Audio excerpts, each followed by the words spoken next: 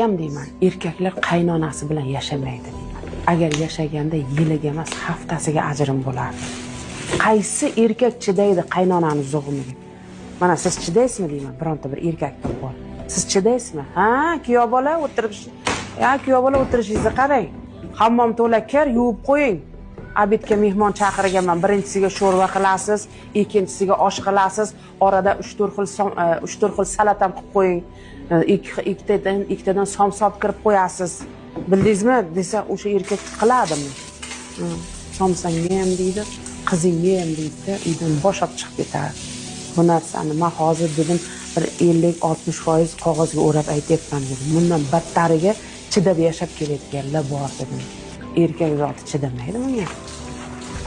Voz kechib yuboradi. Bola yetim bo'ladimi? Ikkiga bo'linib ketadimi? Farqi yo'q erkak zotiga, lekin ayol o'ylaydi shu narsa.